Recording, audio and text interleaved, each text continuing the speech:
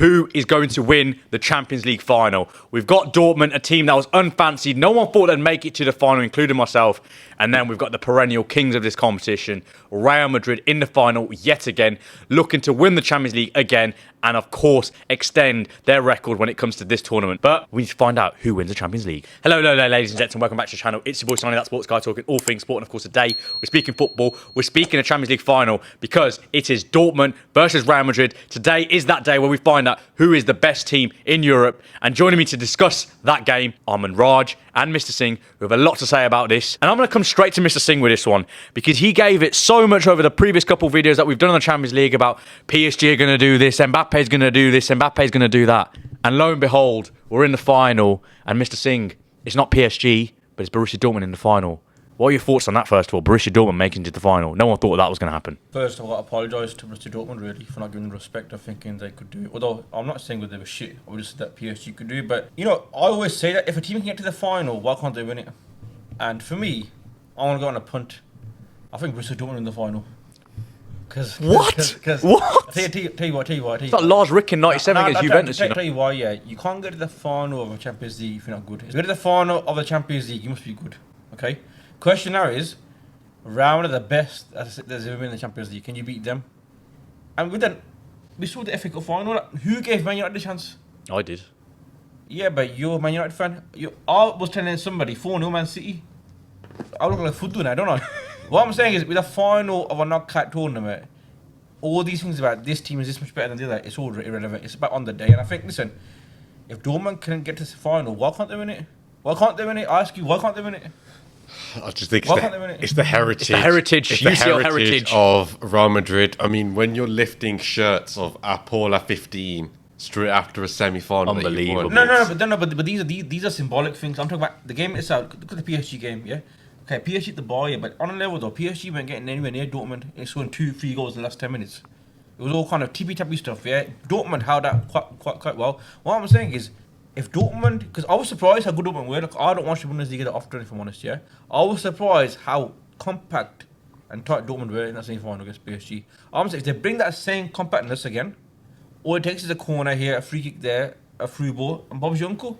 All I'm saying is, if Dortmund play with the same defensiveness against PSG that they showed, and they keep the bottle, why not? Do you realise how rare it is to beat Real Madrid in the European Cup final? I mean, Manraj's team is one of the only teams I think. We're the only one who did it in 81, I think. 81 in Paris, 1-0. Yeah, but what I'm saying is, don't you think Dortmund are known as that team? Yeah, a bit like, you know, they're a small club. Yeah, people don't give them that appreciation compared to other European giants. Comparatively speaking, against other European giants, it's not a big club in that sense. Yeah, what I'm saying is they're underdog. Yeah, nobody's thinking that they'll do anything on the final. Yeah. Why not? I think they'll relish it, but I also think you got to give a bit of credit to their manager because he's a very good one-game manager. I think this year, even when they played Bayern, Bayern haven't been in the best of league form, but he made it very difficult for them, and he beat them away from home for the first time in about 4 or 5 years.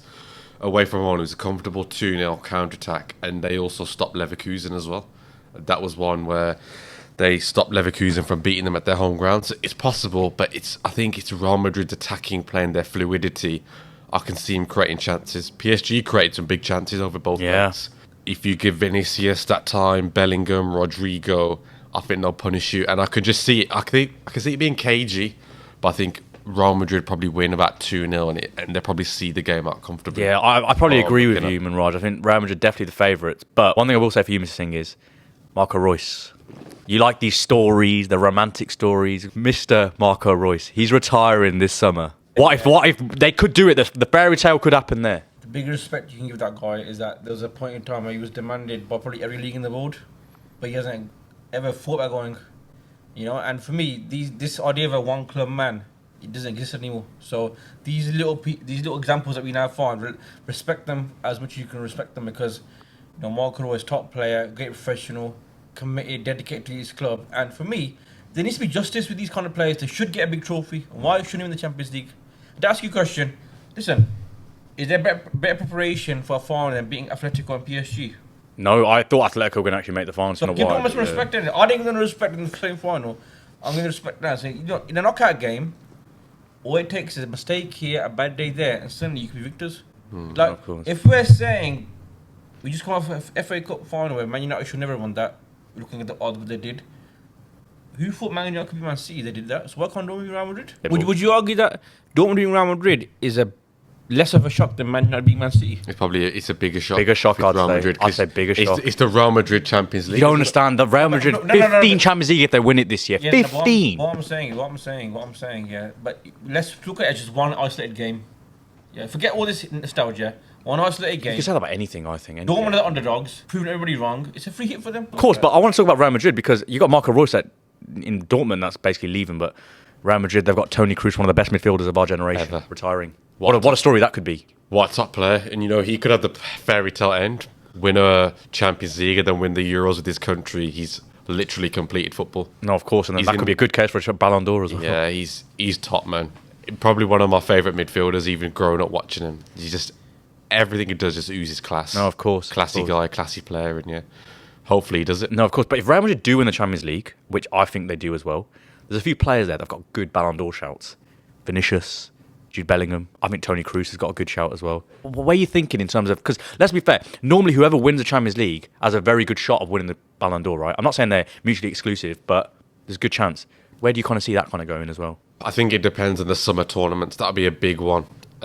Brazil, Copa America, they're probably second favourites to win it. Bellingham with England. Whoever does well in those international tournaments, out of the three of them, they'll probably get the Ballon d'Or vote. I think he'll probably go to Vinicius. I think Brazil will get that furthest, and I think he'll probably nick it, and deservedly so. I actually think you should get Ballon d'Or for the racism he has to face, if I'm honest. It's ridiculous. It's ridiculous. There's a thing in football they do need to clear up. He's the best player that team, yeah. And he has racist abuse. I don't get it. No, of course. I don't get it. It's ridiculous. We don't get it, but what we do know is that this final is going to be one heck of a game. Manraj is going Madrid, Mr Singh is going Dortmund, I'm going Madrid. But we want to find out who you guys are going with and who you think's going to be player of the match as well. But as always, guys, thank you very much for watching. Really appreciate it. Make sure to smash a like if you haven't already done so. Share with your friends and family and subscribe to Sani-That Sports Guy if you haven't already done so. It helps the channel out massively. But as always, until next time,